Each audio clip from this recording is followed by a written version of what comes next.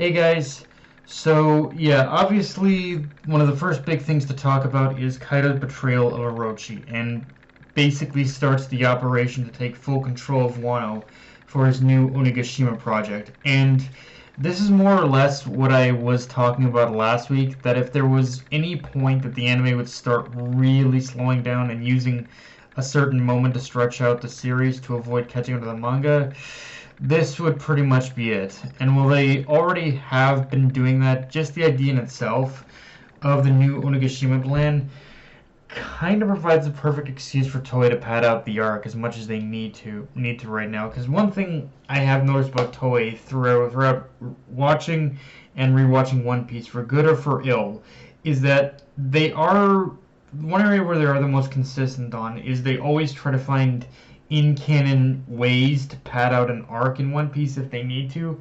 And as you'll find out very soon, the time limit they'll be given the time limit that this arc is going to give the Straw Hats and Luffy to stop Kaido is exactly the kind of thing Toei would use in a situation like this. Like honestly, I can't help but feel every time Oda does implement one of these time crunches for Luffy to stop the main antagonist of an arc, there is part of me that feels they're in some way utilized in order to be tailor made with the anime in mind. Like I know in some ways the anime and the manga are considered like separate projects entirely, but I do know that Oda does still have certain involvements with the anime, and I think Shonen Jump themselves probably like do probably have certain input that they have in that regard. Um, Now, with that said, the rest of the episode, as the title says, pretty much focuses on Kikunojo versus Kanjuro. And honestly, credit where credit's due, for however much the anime may continue to slow down its pace, just this episode alone has already made me care more for Kanjuro and Orochi way more than I did for them in the manga, at least in this stage of Wano. Like, I know we complain about the overabundance of anime-only moments or flashbacks to fill time in an episode and whatnot, but this is one time where I do feel it does help, however little it's worth, to give me that extra sense of tragedy and sympathy towards both Kanjuro and Orochi's characters. And I'm not saying, like, I think they're worth, like, worth absolute forgiveness or anything, but let's just say through Kiku's perspective and how he saw Kanjuro in this episode, as well as those visual representations of how Kanjuro viewed his whole life as one big performance.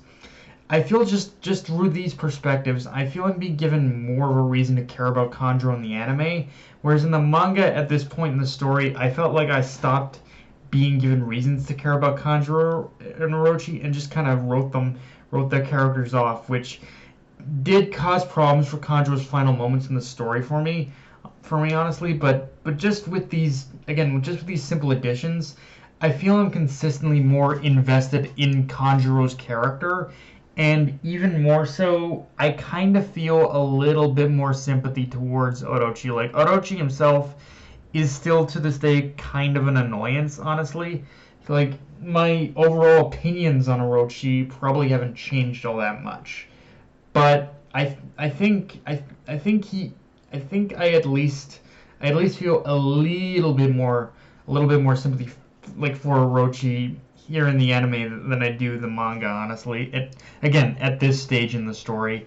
Um and yeah, even if the pacing slows down, one thing I do still have to give credit that has remained relatively consistent is the art and animation. Like in this episode especially, but oddly enough, for as great as the art and animation was during the fight of Kiku versus Kikunojo, one thing specifically I do actually have to give credit to the anime for is how they handled Orochi's execution by Kaido. And like, don't get me wrong, it was still in more ways than one like censored, but it was also one of those weird times where even though you can tell the whole decapitation of Orochi was censored, it still weirdly, just because of how the atmosphere was created around it, it still felt just as brutal as the manga.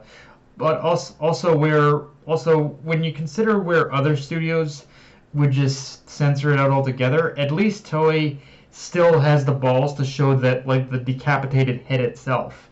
Now, unfortunately, spoiler, but because of Orochi's powers, he's not exactly dead. And for however much the anime is getting me to care more for Orochi and for Kanjuro in this back half, the one thing it can fix is Orochi's annoying respawns.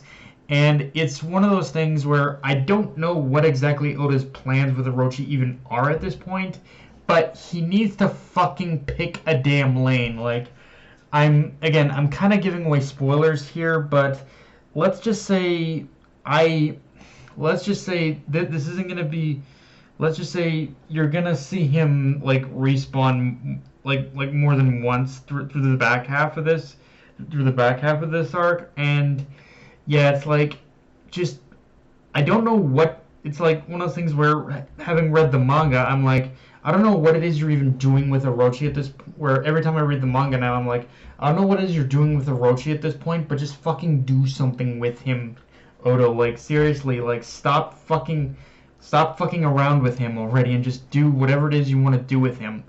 Like, I'm sorry. It's like Orochi has been kind of one of the most annoying, one of the biggest. It's weird because Orochi has, even though Orochi isn't as annoying me directly, he's still annoying me just through the constant respawns that the series has given him in this back half of the arc.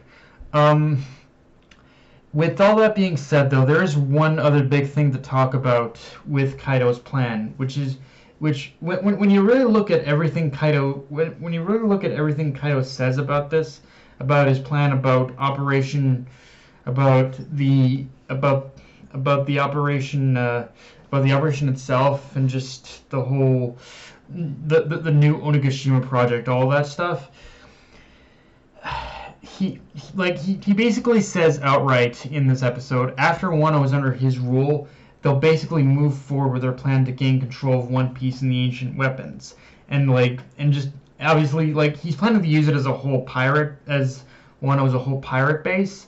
But the thing is, there's one thing to talk about, which is Big Mom herself, and the fact that Big Mom is involved in any part of this plan at all makes me believe that no matter what happens, whether Kaido succeeds in taking control of Wano or not,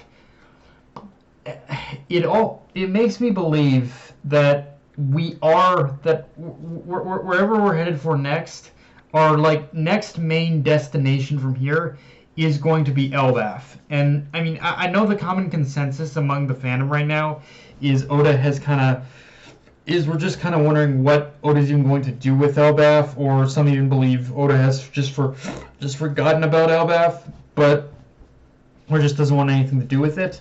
But that also kind of feels contradictory at this point, because why would Kaido even ally herself with Big Mom? Like, obviously she has a poneglyph, but what aside from, like, he could just take it from her, so what other reason could there be in order for them to team up? And that just kind of leads me back that Elbaf is the key to the journey moving forward, whether it has to do with One Piece of the Void Century, and whatever Oda's personal thoughts are on Elbaf. There's just too many indicators right now about Big Mom's involvement in Wano that says that Elbaf is our next major arc, or very soon in the near future it will be, which I'm all in for as long as it can do for Usopp what Whole Cake Island did for Sanji. And yeah, I'm just, if again, this is all speculation on my part, but if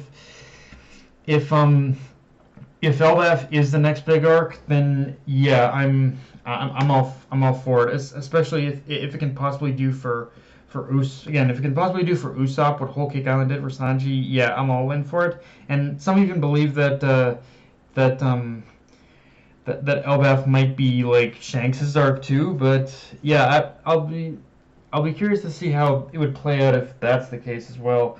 But yeah, guys, that's pretty much all I got for this review. If you enjoyed the video, like, comment, subscribe. I'm on Twitter, analyst Crunchyroll, and be sure to hit the notification bell, hit the subscribe button, and just share the video around, guys. Dark Knight of Anime, signing off. Later, everyone.